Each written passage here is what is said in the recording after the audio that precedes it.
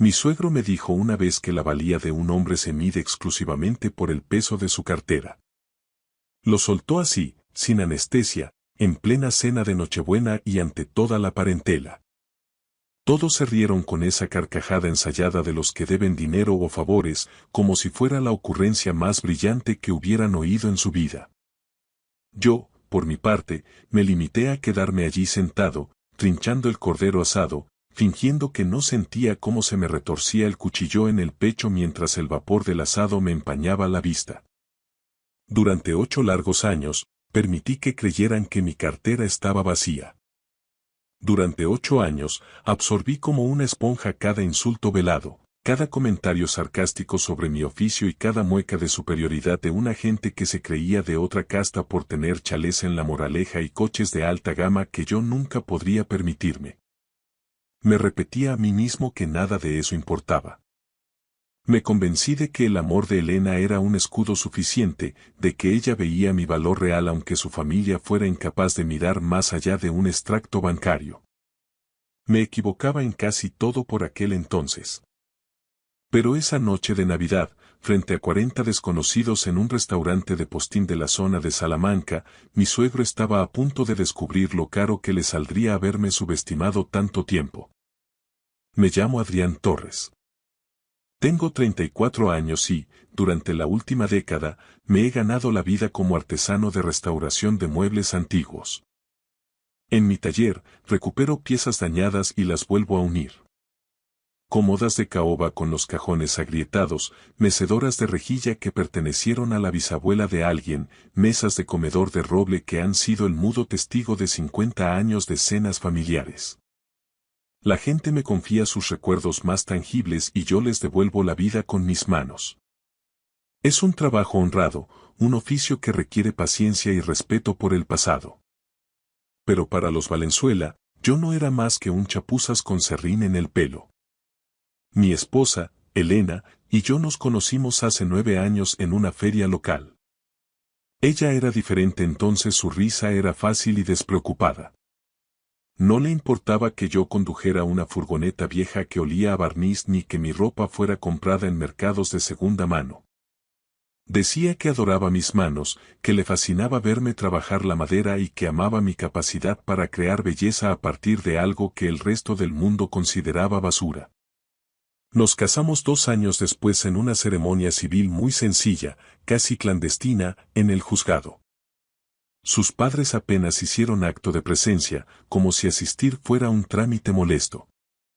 Su padre, Vicente, me miraba desde su traje a medida como si yo fuera una mancha de grasa que tuviera que limpiarse de la suela del zapato. Su madre, Paloma, mantenía una sonrisa educada mientras sus ojos destilaban un desprecio que su boca, siempre diplomática, prefería callar. Ingenuo de mí, pensé que la situación mejoraría con el tiempo. Pensé que, cuando vieran cuánto amaba a su hija y la estabilidad que le daba, me aceptarían en su círculo. Nunca lo hicieron. Vicente Valenzuela es el dueño de 4 concesionarios de coches de lujo repartidos por toda la Comunidad de Madrid. Es un hombre ruidoso, pagado de sí mismo y con la misión personal de recordarme, en cada maldita reunión familiar, que nunca sería lo suficientemente bueno para su linaje. Paloma es más reservada, pero infinitamente más cruel. Lanza sus dardos envueltos en seda, disfrazándolos de preocupación materna por el futuro de su hija. Y luego está Hugo, el hermano menor de Elena, un tipo de 29 años que no ha dado un palo al agua en su vida, pero que se siente con el derecho divino de burlarse de mí por ganarme el pan con el sudor de mi frente. Aguanté 8 años. Agaché la cabeza y trabajé aún más duro en el taller. Amaba a mi mujer y confiaba ciegamente en que ella sería mi refugio. Pero Elena fue cambiando primero de forma sutil, casi imperceptible, y luego de golpe. Dejó de defenderme ante los ataques de su padre. Dejó de mirarme con aquella admiración de los primeros días. Al final, me di cuenta de que compartía mi cama con una mujer que parecía avergonzada de que yo, simplemente, existiera. Mi único vínculo con el mundo era el recuerdo de mi madre, que falleció cuando yo tenía 25 años, y mi tío Cayetano. Cayetano era un hombre de silencios profundos que vivía en una casa modesta en la Sierra de Guadarrama. Siempre vestía sus camisas de cuadros gastadas, calzaba botas de montaña viejas y conducía un todoterreno que había visto mejores décadas que la actual. Cuando cumplí los 18 años, me entregó algo cuyo valor fui incapaz de procesar en aquel momento. Era una tarjeta de un negro mate absoluto, sin logotipos bancarios ni relieves, solo un nombre grabado en plata. Cayetano Ferrer. Me pidió que la llevara siempre encima, pero que no se me ocurriera usarla a menos que fuera una cuestión de absoluta necesidad. Y entonces me dijo una frase que se me quedó grabada a fuego durante 16 años. El día que la uses, Adrián, sabrán exactamente quién eres. Nunca entendí el misterio. Se lo pregunté 1000 veces, pero él solo sonreía con esa sabiduría de los que saben esperar y decía que lo comprendería cuando llegara el momento justo. Mi tío murió hace 3 años. Nunca llegué a usar la tarjeta, la guardé en mi vieja cartera de cuero como un amuleto, un último pedazo de su presencia que podía llevar conmigo a diario. Aquella noche de Navidad, el aire en casa Lucio estaba cargado de una tensión invisible. Estaba sentado a una mesa larguísima, rodeado por los Valenzuela y una corte de parientes lejanos y socios de negocios. Éramos 42 personas, todas gravitando alrededor de la chequera de Vicente, y todas tratándome como a un figurante que se había colado en la película equivocada. Fue justo en ese instante cuando Elena buscó algo en su bolso de marca, sacó un sobre blanco y, con una frialdad que me heló la sangre, lo deslizó por el mantel inmaculado hacia mi plato. Eran los papeles del divorcio, firmados y sellados hacía 2 semanas a mis espaldas. Su padre, sin perder un segundo, levantó su copa de champán y anunció a voz en grito que yo estaría de patitas en la calle para el mes de febrero. Y entonces ocurrió lo más increíble. Toda la sala estalló en aplausos. 40 personas brindando y celebrando mi humillación pública y mi ruina personal en plena noche de Navidad. Me quedé allí petrificado, con el papel del divorcio quemándome las yemas de los dedos mientras las carcajadas de los invitados herían el aire como cristales rotos. Sentí el peso de cada desplante acumulado durante casi una década, de cada cena donde fui el blanco de las burlas, de cada vez que me hicieron sentir un estorbo en una vida de lujo que nunca pedí. Entonces, con una calma que ni yo mismo comprendía, busqué en mi vieja cartera de piel gastada y saqué aquella tarjeta negra mate que mi tío Cayetano me había confiado 16 años atrás. Se la entregué al sumiller, un hombre impecable que hasta ese momento me había ignorado con fría eficiencia profesional. Al rozar el material, su expresión cambió. Miró el nombre grabado en plata, Cayetano Ferrer, y juro que vi cómo se le escapaba el color del rostro. Se inclinó hacia mi oído, ignorando el protocolo, y me susurró 5 palabras que, al ser pronunciadas, provocaron un silencio sepulcral que recorrió la mesa de punta a punta. Sea bienvenido, señor. Ordene usted. Esta es la crónica de cómo dejé de ser un fantasma entre los vivos. Esta es la historia de la noche en que el Chapuzas demostró que el roble más viejo es siempre el más difícil de quebrar. Para que entendáis cómo llegué a ese reservado de casa Lucio, rodeado de hienas con trajes de Armani, debo llevaros atrás. Me crié en Carabanchel, en un piso pequeño donde el olor a café y a madera limpia lo llenaba todo. Mi madre, Rosa Torres, se deslomaba en 2 trabajos, limpiando oficinas por la mañana y cosiendo para afuera por las noches, para que nunca nos faltara un plato caliente. Ella me grabó a fuego que la integridad de un hombre no se guarda en el banco, sino en la palabra dada y en el callo de las manos. Cuando falleció, yo apenas tenía 25 años, y el mundo se me volvió un lugar oscuro y hostil. El único que evitó que me hundiera fue su hermano mayor, mi tío Cayetano. Era un hombre de pocas palabras y mucha sabiduría, que vivía en una casa de piedra en la Sierra de Guadarrama, rodeado de pinos y de un silencio que solo rompía el sonido de sus herramientas. Cayetano vestía siempre igual. Camisas de franela a cuadros, botas de montaña de las que ya no se fabrican y unos vaqueros que contaban 1000 historias de esfuerzo. Conducía un Land Rover viejo que tosía al arrancar, pero a él le daba igual lo que dijeran en el club de campo. De chaval, pasaba los veranos en su taller.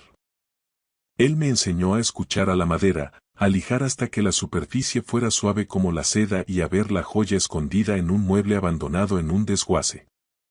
El tío Cayetano me dio un oficio, pero sobre todo, me dio un propósito. El día que cumplí los 18, me puso en la mano aquella tarjeta negra.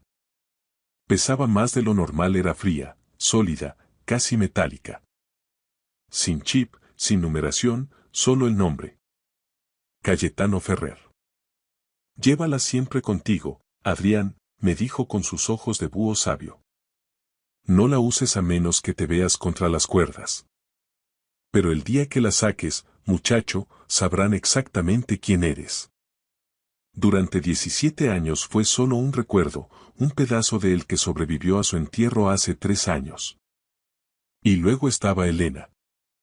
Cuando la conocí en las fiestas de San Isidro hace 9 años, creí que me había tocado la lotería.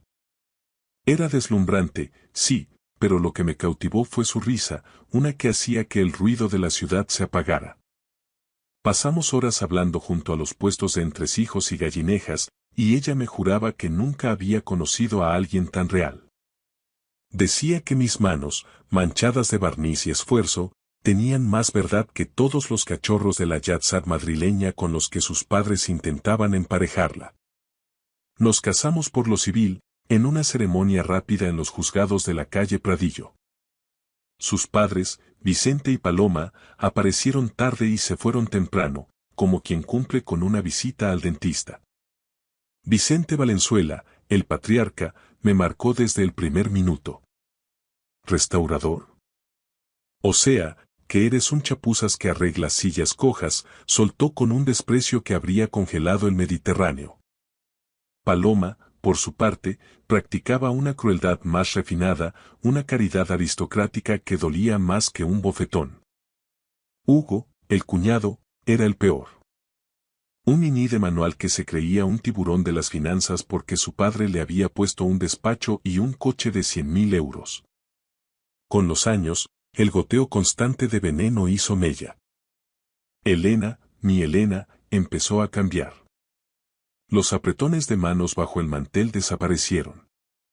Las miradas de complicidad se transformaron en suspiros de fastidio cuando yo no sabía de qué marca era el reloj de tal o cual primo.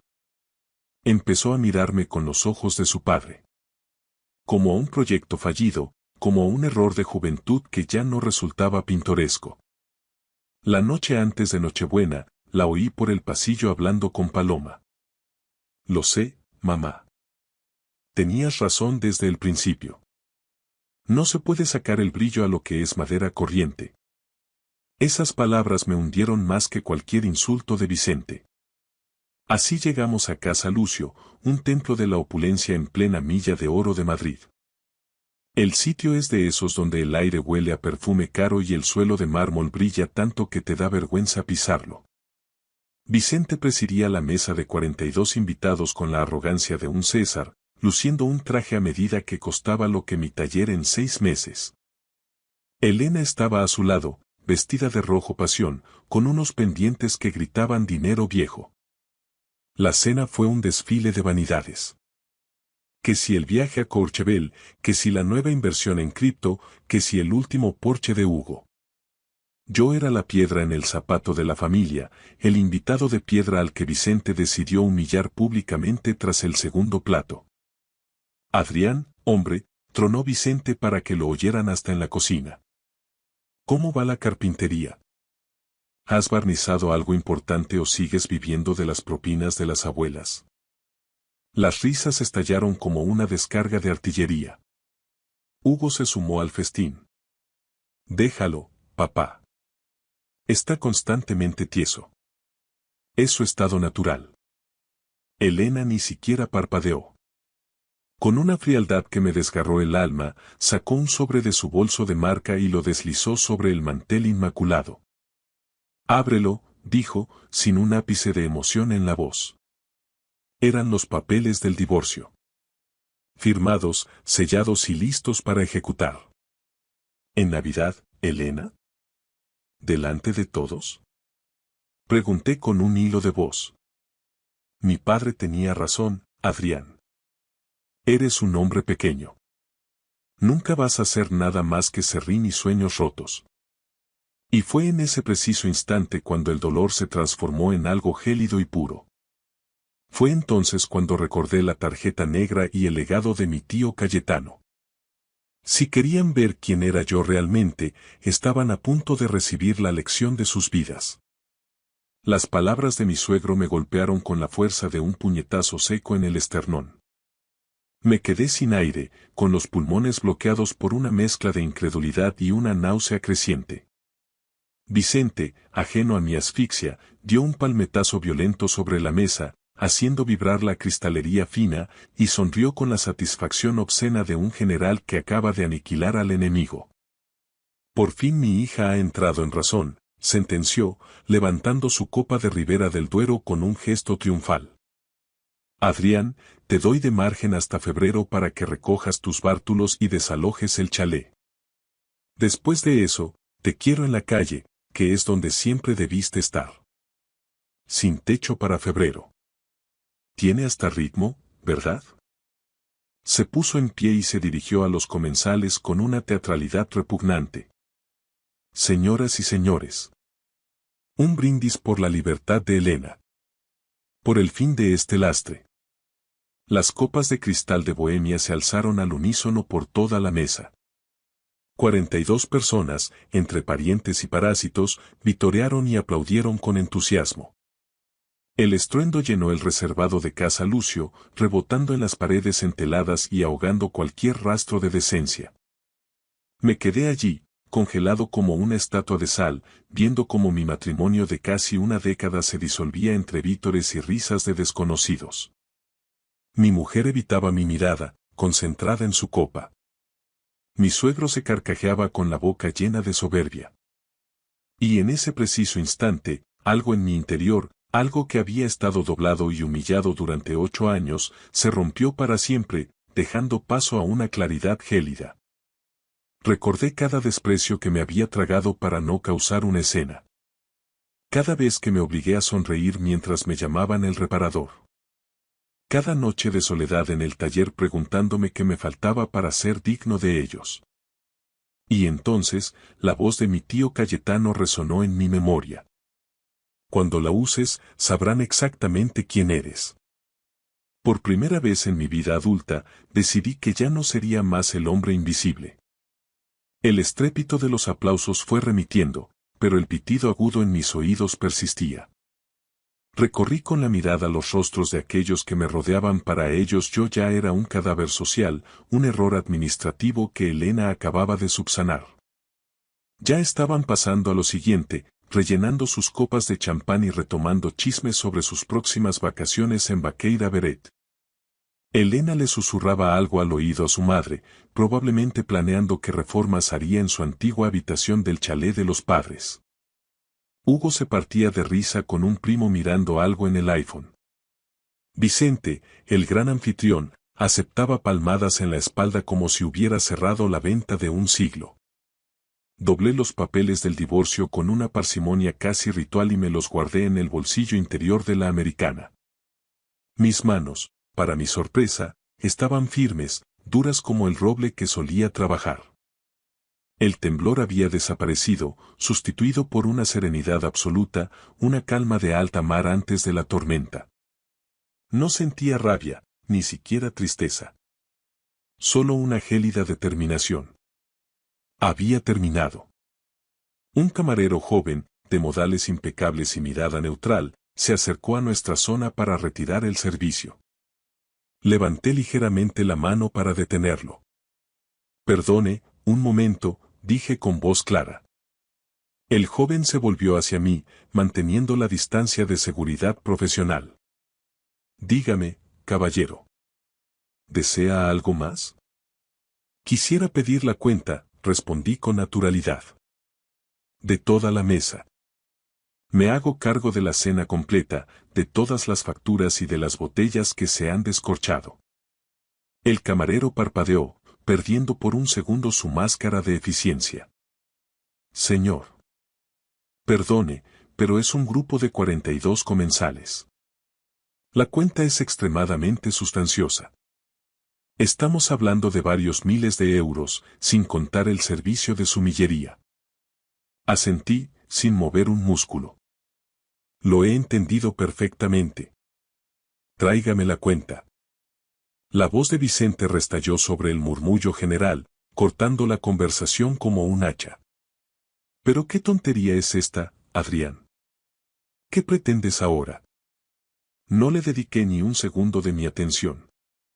Mantuve el contacto visual con el camarero. Vicente soltó una de esas risotadas ruidosas que tanto le gustaban. ¿Lo habéis oído? El artesano quiere invitar. El hombre que se pasa el día pegando patas de sillas quiere pagar una cena que cuesta más de lo que factura en un trimestre.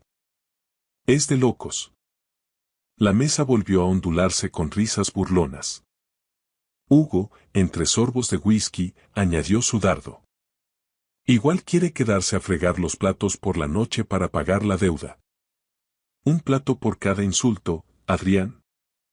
Paloma suspiró con una condescendencia que pretendía ser caritativa. Por favor, Adrián, no te pongas en evidencia. No hace falta que lleves este patetismo hasta el final. Sabemos que no puedes permitirte ni el café. Elena finalmente me miró. Su rostro era una máscara de irritación y vergüenza ajena. Adrián, basta ya. Esto es humillante. Solo lo estás haciendo más difícil de lo que ya es. Vete a casa y deja de hacer el ridículo. Sin decir una palabra, busqué mi cartera en el bolsillo trasero. Era de cuero viejo, con los bordes desgastados por el uso diario en el taller. La abrí y extraje la tarjeta negra mate, que descansaba allí, imperturbable, tras mi carné de conducir. La sostuve un segundo, su peso se sentía real, definitivo. Era la respuesta a 16 años de interrogantes. Se la entregué al camarero con un gesto sobrio. Use esto, por favor. El empleado tomó la tarjeta con la rapidez propia de su oficio. La miró de soslayo, como quien ha visto pasar miles de tarjetas platino o black esa misma noche. Pero entonces se detuvo en seco. Sus ojos se abrieron desmesuradamente y el color abandonó sus mejillas de forma alarmante. Miró la tarjeta, luego me miró a mí, y volvió a bajar la vista al trozo de metal negro. Intentó articular palabra, pero solo emitió un sonido seco. ¿Algún inconveniente? Pregunté con calma. El camarero tragó saliva, visiblemente nervioso. Caballero. Por favor, le ruego que me disculpe un instante. Debo avisar al gerente de sala. Se dio la vuelta y se alejó casi al trote, desapareciendo tras la imponente puerta de madera noble que conducía a las oficinas de dirección. Vicente resopló con desdén. Ya está. Tarjeta denegada por falta de fondos o, peor aún, robada. ¿A quién pretendes engañar, Adrián? ¿Crees que aquí aceptan tarjetas de fidelidad del supermercado? No respondí. Entrelacé las manos sobre el mantel y esperé. Pasaron 2 minutos que se sintieron como horas. El murmullo en la mesa continuaba, pero noté que el silencio se iba contagiando desde mi posición hacia los extremos. La gente empezaba a intuir que algo no encajaba. Entonces, la puerta se abrió de nuevo.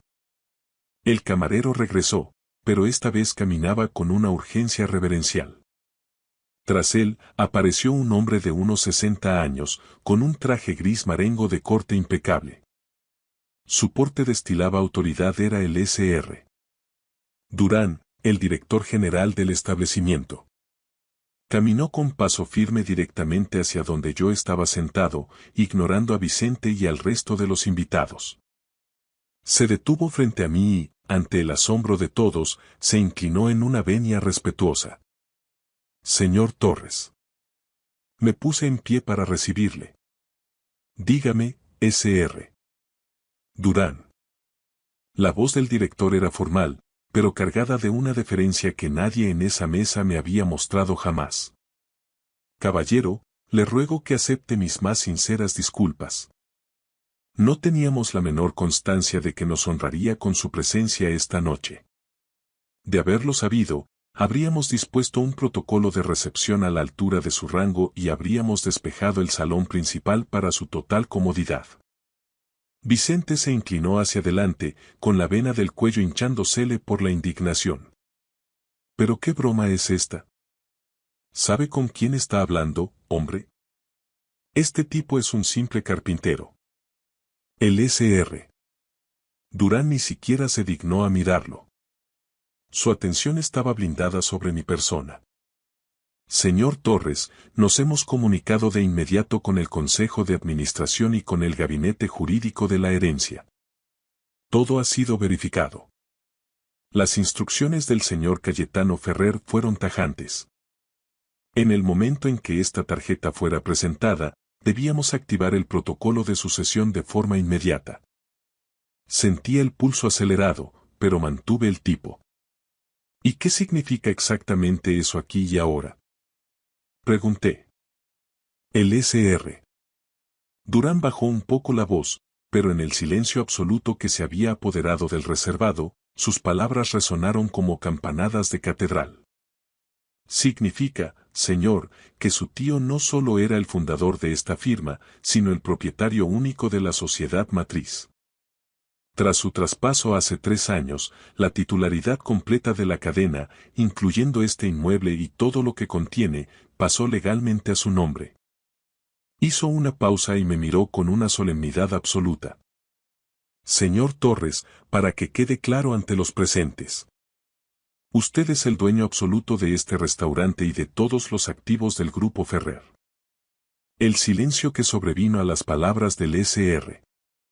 Durán no se parecía a nada que yo hubiera experimentado jamás. No era una simple pausa, era una ausencia total de sonido, un vacío absoluto, como si el tiempo mismo se hubiera congelado en aquel reservado de la calle Jorge Juan.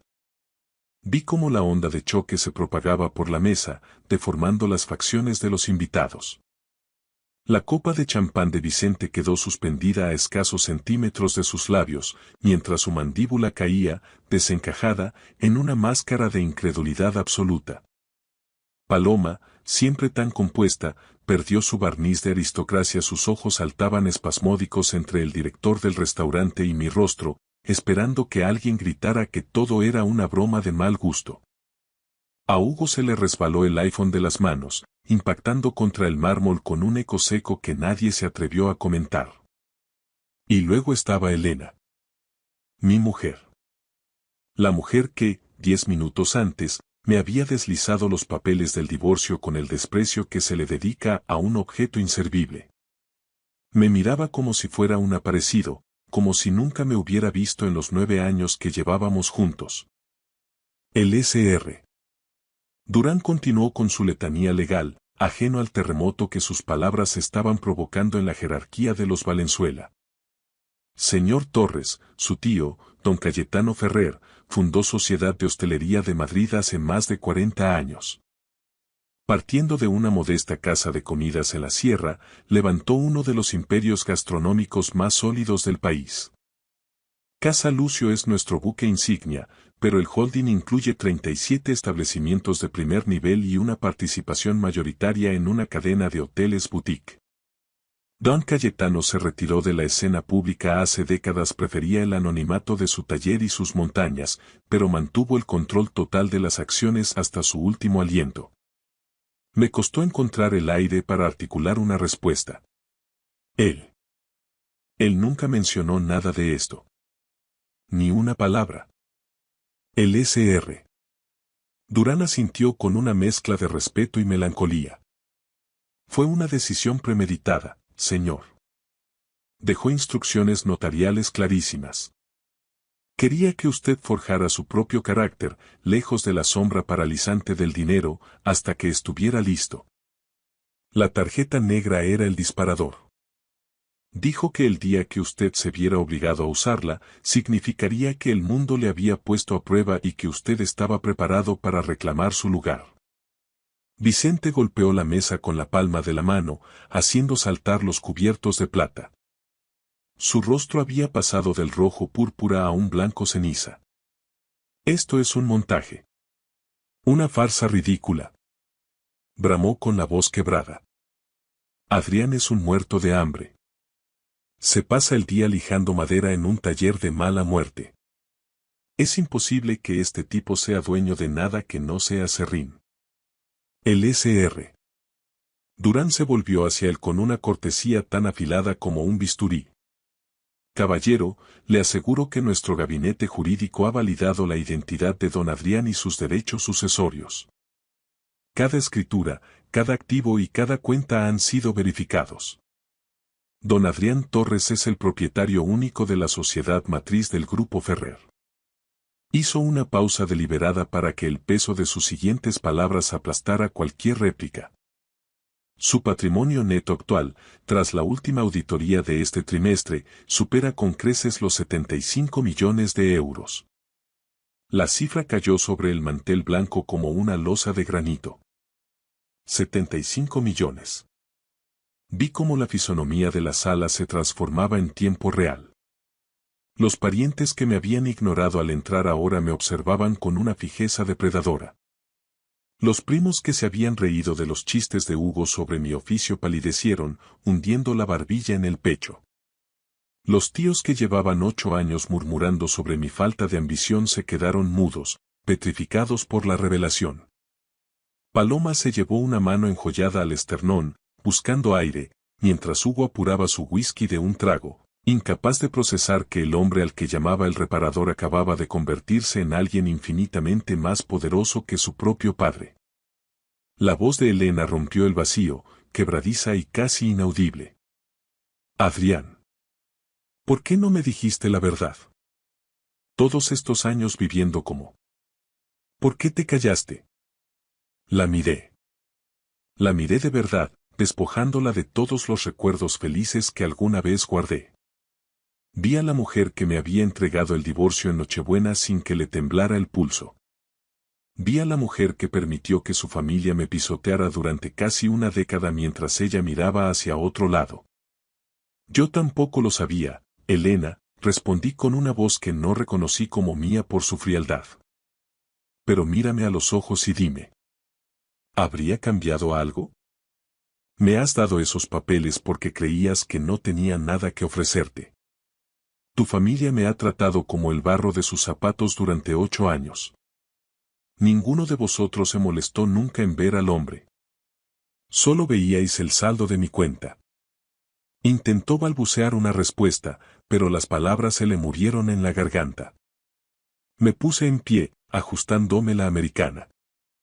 Te amaba, Elena. Te habría dado lo poco que tenía, que era real y era mío. Habría pasado el resto de mis días trabajando con mis manos para que no te faltara nada. Pero elegiste marcharte en el preciso instante en que pensaste que el negocio de las sillas ya no era suficiente para tu estatus. Eso es todo lo que necesito saber sobre lo que valía nuestro matrimonio para ti. Me giré hacia Vicente. El sudor le perlaba la frente y su arrogancia se había evaporado, dejando ver al hombre pequeño y asustado que siempre fue. Me dijiste que estaría de patitas en la calle para febrero, ¿recuerdas? Dije con una sonrisa gélida. Curioso giro del destino, Vicente. Según el informe que el Sr. Durán me ha facilitado, Inmobiliaria Castellana es el propietario del edificio de la calle Doctor Esquerdo donde tienes la sede central de tus concesionarios. En términos prácticos, eso me convierte en tu casero. La mandíbula de Vicente se tensó tanto que creí que se le romperían los dientes. No pudo articular palabra. Así que, hagamos las cosas bien, continué. Te quiero fuera de ese edificio para el 1 de febrero. Considéralo un detalle de despedida de parte de ese chapuzas que, según tú, no era nadie. Cogí mi abrigo del respaldo y me lo puse con calma. Sr. Durán, por favor, cargue la cuenta de esta cena a mi oficina personal. La velada corre de mi cuenta. Que sea mi último regalo para los Valenzuela. Un recordatorio del valor de aquello que decidieron despreciar. Me di la vuelta y caminé hacia la salida del reservado. A mis espaldas, oí a Elena pronunciar mi nombre con un hilo de voz. Oí el arrastrar de su silla al levantarse, intentando seguirme, pero no me detuve. Al llegar a la puerta, me giré una última vez. 42 rostros me observaban, paralizados por el impacto. Mi tío me enseñó que la madera noble se reconoce por cómo aguanta la presión, dije. Y que la valía de una persona se mide por cómo trata a los demás cuando cree que no tiene nada que ganar. Esta noche os he observado a todos, y ahora sé exactamente lo que valéis. Absolutamente nada. Salía la fría noche madrileña. El aire de la sierra bajaba cortante por la calle Serrano, limpio y puro. Por primera vez en 8 años, mis pulmones se expandieron sin dolor. No miré atrás. Sabía que, en algún lugar, mi tío Cayetano estaba sonriendo. Los días que siguieron a aquella Nochebuena en la calle Jorge Juan fueron los más silenciosos y lúcidos de mi vida. Conduje de vuelta al chalet que había compartido con Elena, hice una sola maleta con lo estrictamente necesario y me marché antes de que ella cruzara el umbral. No quería escenas de alcoba, ni llantos tardíos, ni esa clase de disculpas que solo florecen cuando el saldo bancario del otro se vuelve público. Quería cerrar aquel capítulo con la misma precisión con la que ajusto una junta de Milano. Limpia, firme y definitiva. El proceso de divorcio fue una lección magistral de ironía jurídica. Al principio, los abogados de Elena, los mismos que su padre había contratado para blindar a la familia, intentaron impugnar el acuerdo. Argumentaron que ella desconocía mi situación patrimonial real y que, por tanto, tenía derecho a una liquidación de gananciales. Sin embargo, las capitulaciones matrimoniales que Vicente Valenzuela me obligó a firmar antes de la boda con una sonrisa de tiburón, diseñadas específicamente para que yo no pudiera tocar un solo euro de su linaje, se volvieron contra ellos como un boomerang. El régimen de separación de bienes era absoluto. Elena había renunciado por contrato a cualquier derecho sobre activos adquiridos fuera del matrimonio o por herencia. Se quedó exactamente con lo que ella misma había planeado para mí. Con nada. Me enteré por la prensa económica local de que los concesionarios de Vicente empezaron a hacer aguas apenas 3 meses después. Simplemente, no renové el contrato de arrendamiento de su sede central. No lo hice por una sed de venganza ciega, sencillamente, no tenía ninguna obligación moral ni comercial de mantener un trato con un hombre que había dedicado 8 años a intentar demoler mi autoestima. Tuvo que trasladar su flota a una nave industrial en un polígono a las afueras de Leganés, y en menos de un año, 2 de sus 4 centros echaron el cierre definitivo. El hombre que se burlaba de mí por pegar patas de sillas ahora veía como el motor de su vida se gripaba sin remedio. Paloma me envió una carta perfumada 6 meses después.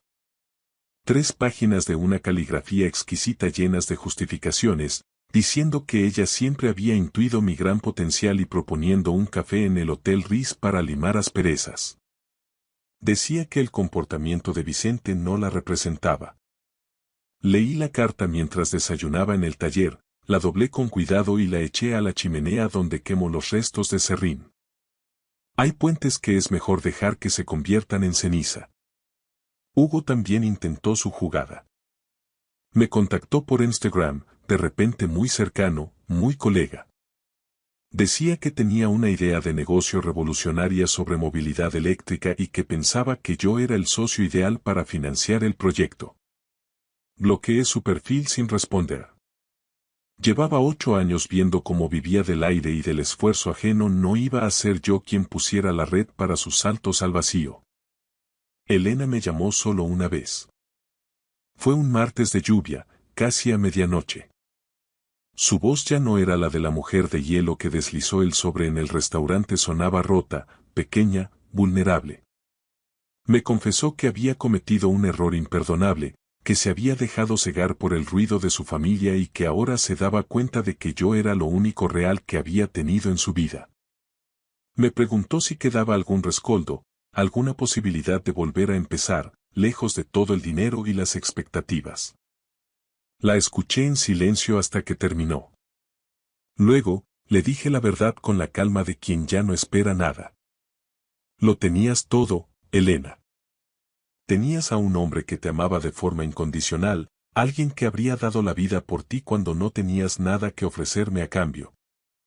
Eso era el tesoro más grande, pero para verlo necesitabas unos ojos que no fueran los de tu padre.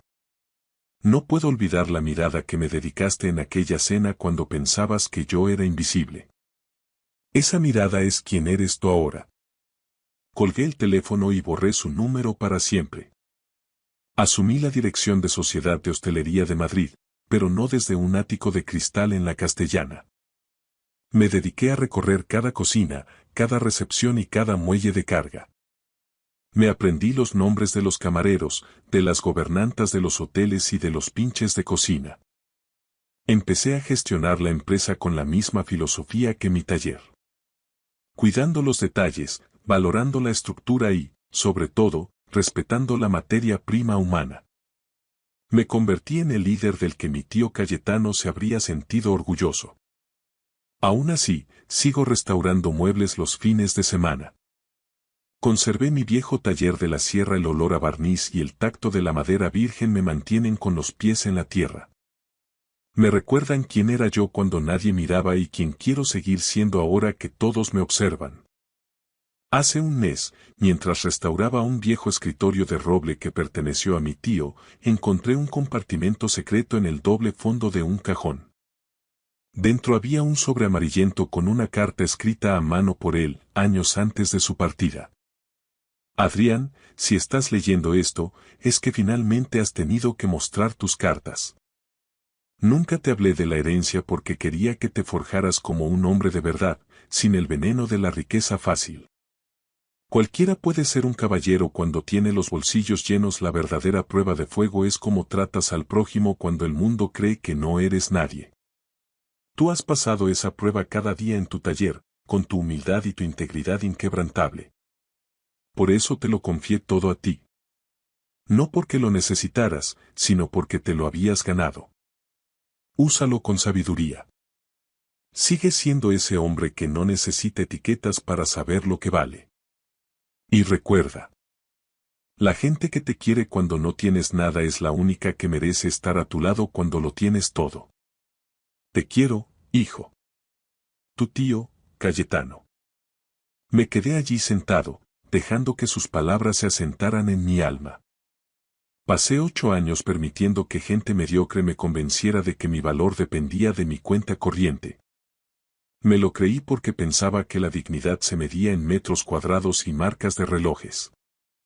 Pero mi tío Cayetano entendía la gran verdad de la vida.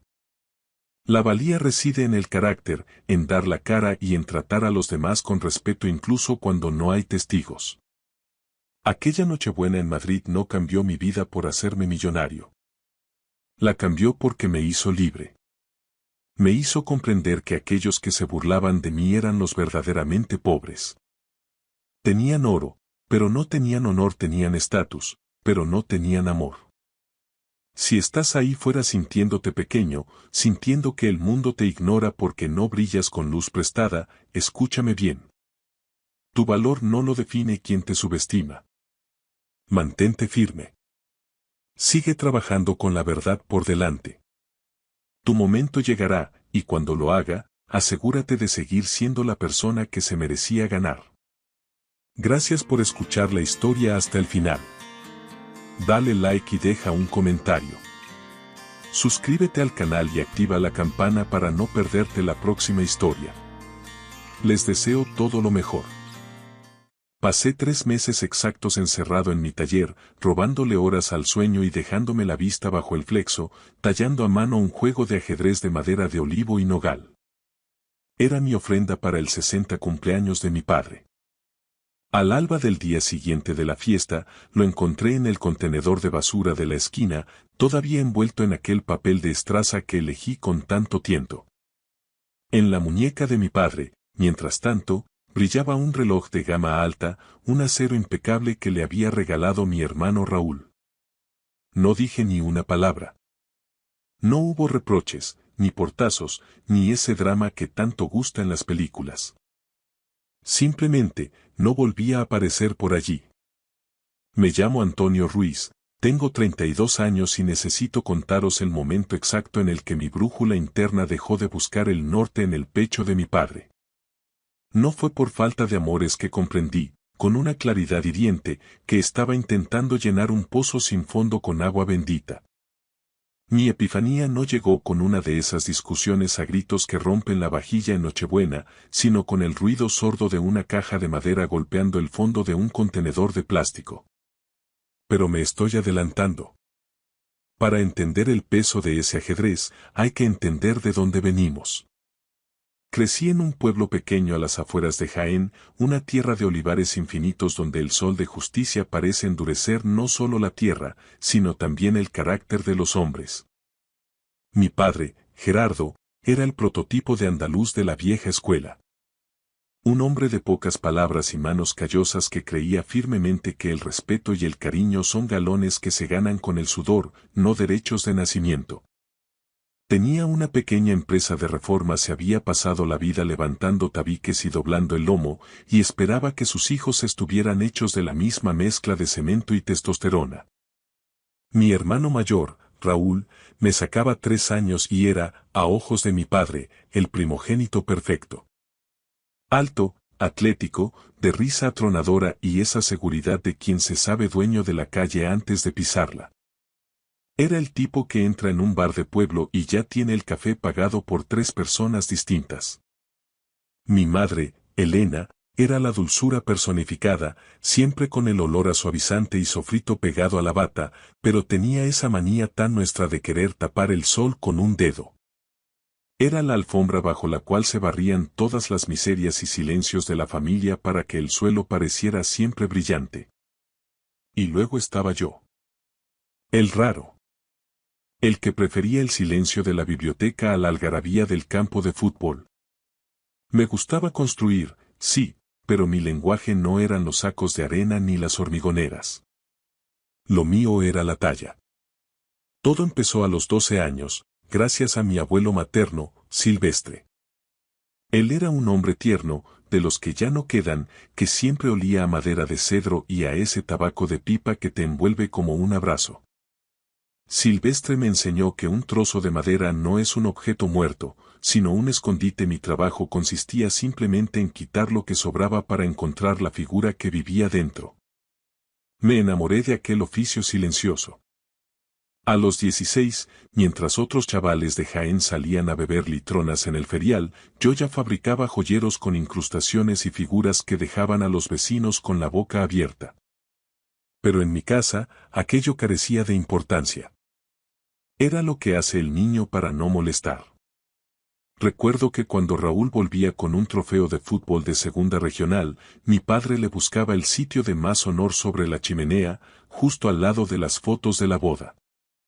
Si yo aparecía con una mención especial de una feria de artesanía por una águila tallada con una precisión quirúrgica, mi padre se limitaba a soltar un "está bien, hijo", sin despegar los ojos del televisor.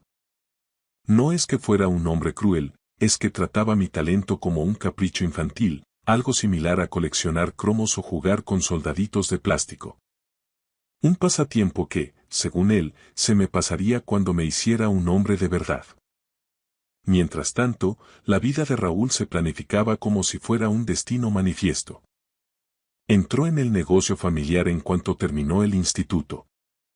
Él y papá se convirtieron en un dúo inseparable, iban juntos a las obras, compartían el menú del día en el bar de la esquina y se pasaban las cenas discutiendo sobre presupuestos, licencias de obra y el precio del azulejo.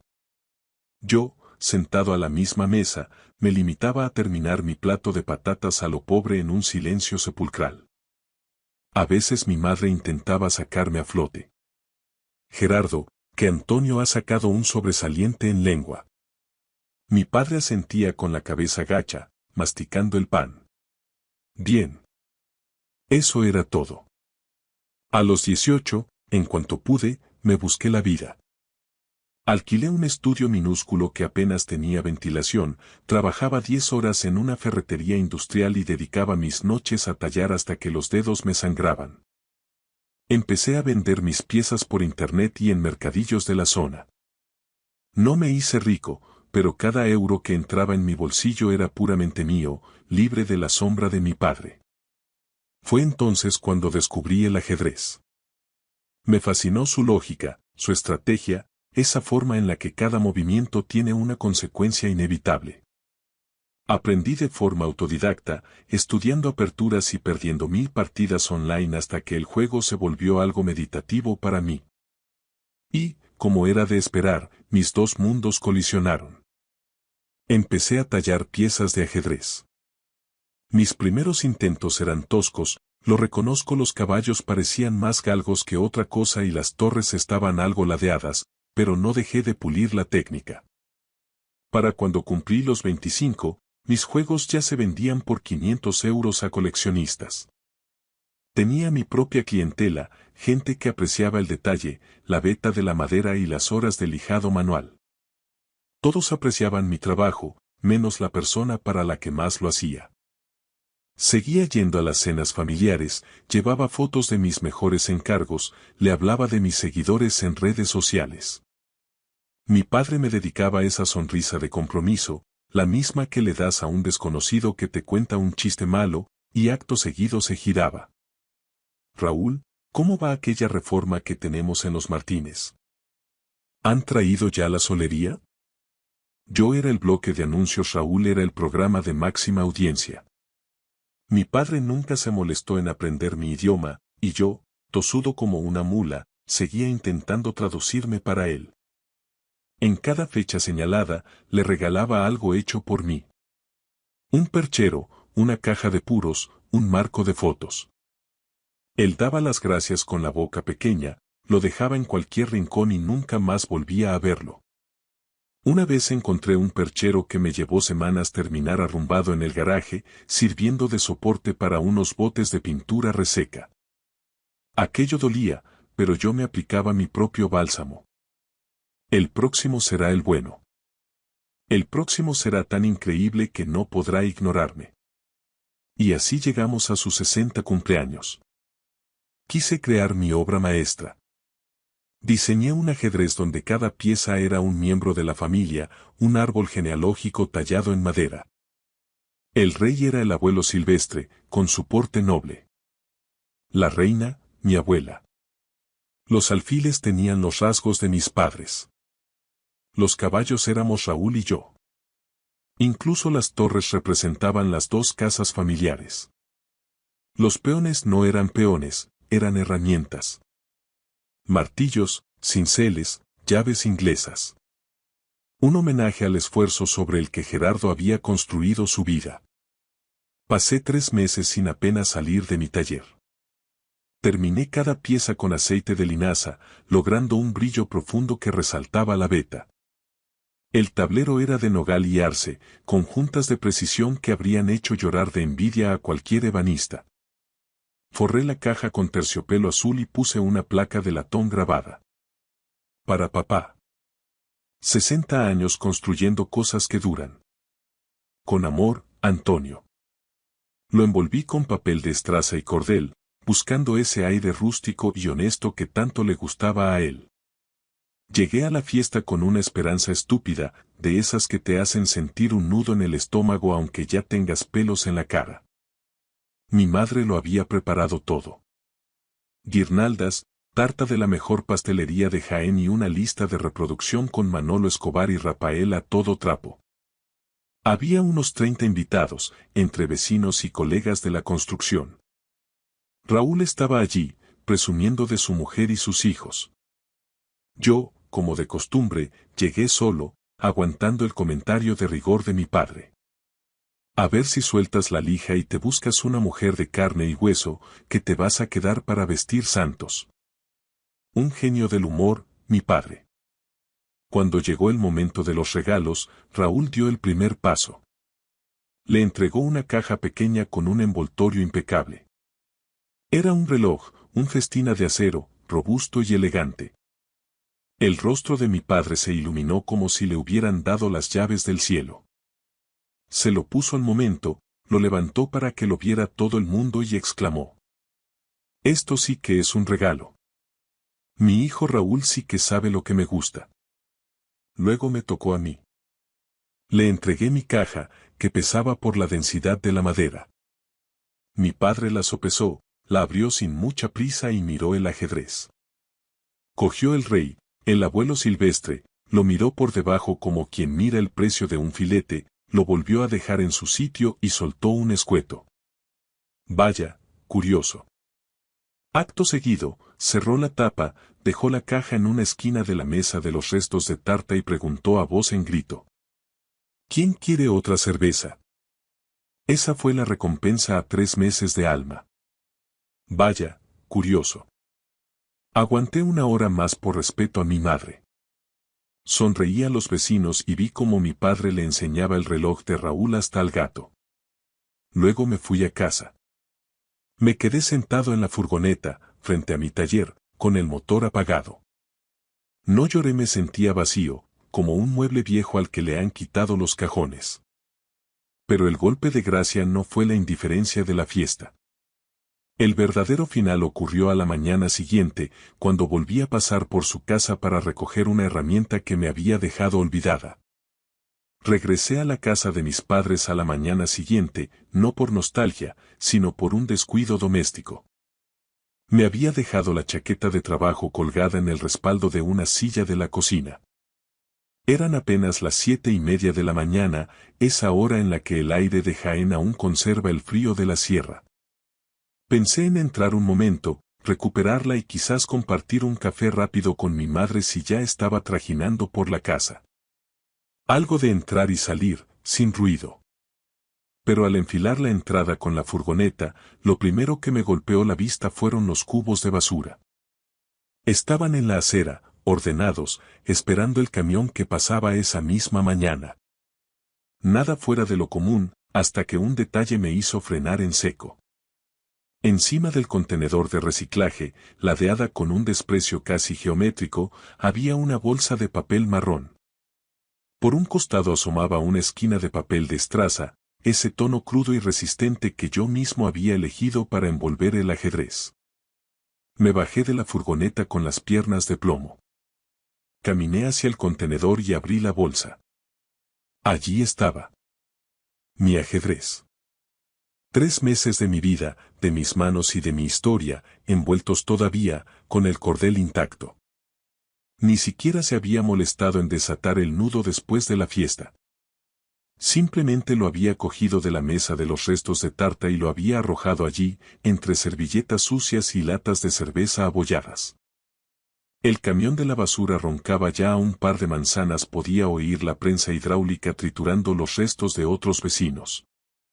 En 5 minutos, el rey inspirado en mi abuelo y las torres que representaban nuestras casas habrían sido compactados en un cubo de basura indiferente. Lo recogí. Lo apreté contra mi pecho como si fuera un náufrago y miré hacia la ventana de la cocina. A través del cristal, vi a mi padre. Estaba desayunando su tostada con aceite, tranquilo, con el flamante festina de Raúl brillando en su muñeca. Ni siquiera se percató de que yo estaba allí, rescatando mi dignidad de la basura. Metí el ajedrez en la furgoneta, arranqué y me fui. No cogí la chaqueta. No di los buenos días. No hubo lágrimas ni golpes al volante, solo un silencio absoluto y gélido. Llegué a mi taller, puse el ajedrez sobre el banco de trabajo y me senté en el suelo. Me quedé allí horas, viendo cómo la luz cambiaba de ángulo sobre la madera que mi padre no quiso ver. Esa fue la última vez que pisé aquella casa. No envié un mensaje dramático ni busqué la confrontación. Simplemente me borré del mapa. Mi madre llamó a la semana siguiente para el ritual del domingo. «Antonio, hijo, ¿vienes a comer?». Le dije que estaba liado. A la siguiente, que tenía un encargo urgente. A la tercera, dejé que el contestador hiciera su trabajo. Con el tiempo, los mensajes se volvieron rutinarios. «Tu padre va a encender la barbacoa, te echamos de menos. Yo respondía con monosílabos. Me viene mal, ya veremos. Nunca fui. Raúl me llamó una vez, casi por compromiso. ¿Qué pasa, tío? Dice mamá que estás desaparecido. Le dije que estaba desbordado de trabajo y él, con su ligereza habitual, soltó un bueno, no te pierdas y colgó. No insistió porque, en el fondo, mi ausencia no alteraba el equilibrio de su mundo. Lo que más me dolía, lo que me quemaba por dentro como una brasa de encina, era que nadie preguntaba por qué. Nadie unió los puntos. Nadie se dio cuenta de que me fui de la fiesta para siempre porque, para ellos, yo nunca había estado allí del todo. No puedes echar de menos un mueble que siempre ha estado en la sombra. A las 6 semanas, mi madre se plantó en mi estudio. No venía con las manos vacías. Traía un recipiente de cristal con arroz con pollo, su medicina universal para cualquier mal del alma. Se sentó en mi sofá desgastado y me preguntó qué pasaba, si estaba enfermo o si tenía problemas de dinero. Estuve a punto de soltarlo todo. Las palabras lo tiró a la basura sin abrirlo, mamá me quemaban la garganta. Pero la miré a los ojos y vi la respuesta antes de darla. Diría que Gerardo no tiene maldad, que ya sabemos cómo es, que no sabe expresar sus sentimientos. Y luego volvería con él y le diría que yo era un sentimental o un ofendido. Nada cambiaría. Nunca cambia nada con los hombres como mi padre. Así que mentí. Le dije que el negocio estaba despegando y que necesitaba cada minuto. Pareció conformarse, me dio un abrazo que olía a su colonia de siempre y dejó el arroz en la encimera. Me lo comí en 3 días, estaba delicioso, porque el amor de mi madre nunca fue el problema, sino su silencio cómplice. Lo que no le dije fue que, durante ese tiempo, había descubierto un secreto en la cabaña del abuelo Silvestre. La cabaña llevaba cerrada desde su muerte hacía 4 años y mi madre me pidió que fuera a evaluar qué reformas necesitaba antes de ponerla a la venta. Al entrar, el olor a cedro y polvo me golpeó como un recuerdo vivo. Revisando el fondo de un armario, dentro de una pequeña caja fuerte cuya combinación yo aún recordaba, encontré un fajo de cartas y un documento que lo cambió todo. Era un borrador del testamento del abuelo, fechado en agosto de 2019. Tenía una cláusula manuscrita, clara y rotunda. La cabaña y las 5 hectáreas de terreno debían pasar íntegramente a mi nombre. Para Antonio, decía el texto, porque es el único que ha amado este lugar como lo amé yo, y el único que lo cuidará. Leí esa frase 5 veces bajo la luz mortecina de la sierra. El abuelo me veía. Sabía quién era yo cuando todos los demás me miraban de reojo. Sin embargo, en el testamento oficial que se tramitó, esa cláusula se había evaporado. No sabía si fue una decisión legal, si mi tía Adela lo había convencido de lo contrario o si simplemente fue un error, pero el lugar donde aprendí a ser yo mismo estaba a punto de ser vendido para que mi familia se repartiera el dinero y, cegaramente, para que Raúl tapara algún agujero de su empresa de reformas. Algo se rompió definitivamente en mi interior. Ya no era solo el ajedrez, era el derecho a existir. Empecé a trazar un plan. Dejé de moverme en pequeño. Rediseñé mi web, subí los precios de mis piezas a lo que realmente valían y, para mi sorpresa, el mundo respondió. Vendí mi primer ajedrez de lujo por 1.200 euros en 3 días. El segundo, por 1.500. Lo que mi padre llamaba jugar con la lija se estaba convirtiendo en un negocio que facturaba más que su propia empresa en los meses malos. Dejé la ferretería y me dediqué en cuerpo y alma a mi arte. También empecé a frecuentar la cabaña los fines de semana. Allí conocí a Alicia, una veterinaria rural de mirada directa y manos fuertes que vivía cerca. Un día, tras ayudarla a reparar una valla, terminamos hablando en su porche. Ella fue la primera persona que me vio trabajar y dijo: «Desapareces cuando tallas, es hermoso». Tuve que retirarme un momento para que no viera mis ojos empañados. Por primera vez, alguien no veía serrín, sino belleza. Pero el impulso definitivo me lo dio Vicente Cano, un abogado de sucesiones con el que consulté el borrador de Silvestre.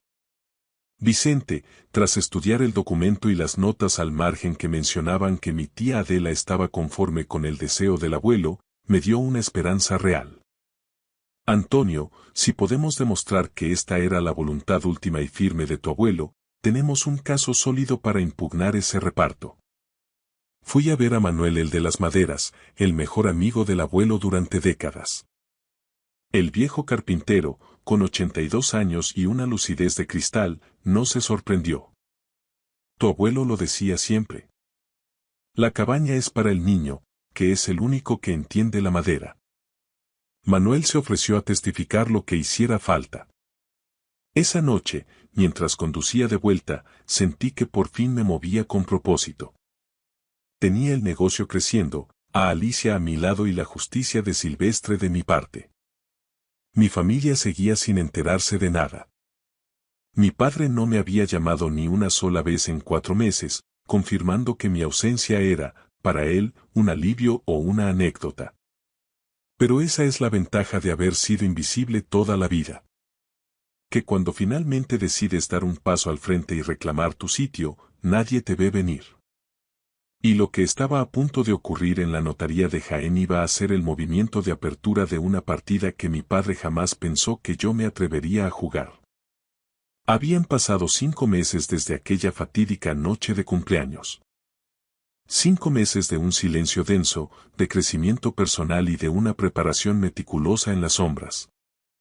Si creéis en el karma, este es el momento en el que las piezas del tablero empiezan a encajar con una precisión matemática. Vicente Cano, mi abogado, no había perdido el tiempo. Trabajando con la discreción de un cirujano, logró rescatar el expediente de Julián Maza, el notario ya jubilado que redactó el testamento final de mi abuelo. Lo que encontró allí fue el detonante de todo. Una nota manuscrita en el margen del borrador que confirmaba una llamada de mi madre, Elena. Llamada de Elena. Simplificar el reparto, eliminar legados específicos, dividir a partes iguales. Con esa frase, mi madre no solo borró un trámite administrativo, borró de un plumazo la última voluntad de su propio padre y el único lugar donde yo me sentía a salvo. No sé si lo hizo por maldad o por esa manía suya de no querer líos, pero el resultado fue que me dejó a la intemperie. Mientras la maquinaria legal se ponía en marcha, mi taller sufrió una metamorfosis radical. Una influencer de estilo de vida compró uno de mis juegos de ajedrez y publicó un video que se hizo viral. De repente, mi bandeja de entrada era un hervidero.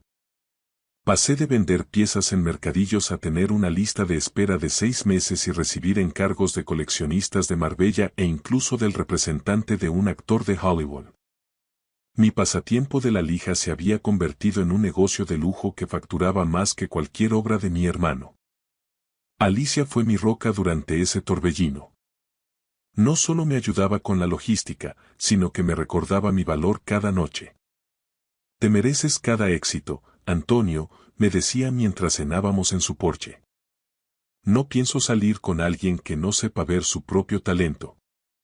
Aquellas palabras, directas y sin adornos, me daban más fuerza que cualquier trofeo de fútbol que Raúl hubiera ganado jamás. Entonces llegó la llamada de mi madre. Estaba nerviosa, con esa voz quebrada de quien ve cómo se desmorona el castillo de naipes que tanto le costó mantener en pie. Antonio, ¿qué es esa carta del abogado? Esto es un asunto de familia, hijo, no puedes ir por las espaldas. Me mantuve firme. Le recordé que llevaba meses siendo invisible para ellos y que la familia no me había hecho una sola pregunta real en años. Si papá quiere decirme algo, ya sabe mi número, zanjé antes de colgar. Raúl también intentó intervenir, apelando a la unidad familiar. ¿Vale la pena romper la familia por una cabaña vieja? Mi respuesta fue amarga pero honesta. La familia se rompió hace mucho, Raúl. Tú simplemente no te diste cuenta porque estabas en el lado del que siempre tiraban las fotos. 2 días antes del juicio, ocurrió lo inesperado. Oí el motor de la vieja Renault de mi padre entrando en mi camino. Gerardo se plantó en mi salón con el gesto torcido y el reloj de Raúl brillando en su muñeca. Dice tu madre que quieres quitarle la cabaña, soltó sin preámbulos. Fue entonces cuando solté todo el lastre que llevaba cargando 32 años. Le conté lo del ajedrez en la basura. Le conté cómo rescaté mi alma de un contenedor mientras él presumía de su festina. Por primera vez en mi vida, vi a mi padre quedarse sin palabras. Vi cómo la vergüenza le subía por el cuello, una mancha roja que delataba que, por fin, me estaba viendo de verdad. No sabía que te dolería tanto, balbuceó. No es el ajedrez, papá, le contesté con una calma que me sorprendió a mí mismo. Es que nunca te molestaste en conocerme. La cabaña será mía porque Silvestre sabía quién era yo. Y voy a restaurarla para que sea el mejor taller de España. El juicio fue breve pero demoledor. Mi tía Adela, quizás por remordimiento, declaró a mi favor, confirmando que el abuelo siempre quiso que la cabaña fuera para el niño de la madera. El juez falló a mi favor. La cabaña, el terreno y los recuerdos de Silvestre pasaron legalmente a mis manos. Mi madre lloró de impotencia en el pasillo. Raúl miraba al suelo, y mi padre. Mi padre ni siquiera apareció. Sin embargo, una semana después, recibí un paquete anónimo. Dentro había una foto vieja. Yo, con 12 años, sonriendo con mi primera talla junto al abuelo. En el reverso, con la caligrafía ruda de Gerardo, ponía: debí haber prestado más atención. Ha pasado un año. La cabaña de la Sierra de Jaén está restaurada, con el tejado nuevo y la luz del atardecer entrando a raudales por los ventanales de mi nuevo taller. Alicia y yo nos hemos mudado juntos, compartiendo espacio con 3 perros y un gato que manda más que nosotros. Mi negocio vuela. Ya no soy el hijo invisible, sino el artesano del que hablan en las revistas. El juego de ajedrez que saqué de la basura preside la mesa principal de la cabaña. Nunca lo venderé. Se queda allí como un recordatorio, no del desprecio de mi padre, sino de mi propia resistencia. Mi relación con la familia sigue siendo tibia. Hablamos, tomamos alguna caña por compromiso, pero la distancia es real. Mi padre vino una vez a la cabaña, hace un par de meses. No dijo mucho, pero antes de irse, me apretó el hombro con una fuerza que nunca le había conocido. Fue su forma de pedir perdón, o quizás su forma de reconocer que el bloque de madera que él creía inútil había resultado ser la pieza más valiosa de la familia. Ya no necesito su aprobación. Tallo para mí, para Alicia y para la memoria del hombre que oliendo a cedro me dijo: enséñame qué ves ahí dentro. Y cada día, con cada golpe de gubia, se lo enseño al mundo. Gracias por escuchar la historia hasta el final. Dale like y deja un comentario. Suscríbete al canal y activa la campana para no perderte la próxima historia. Les deseo todo lo mejor.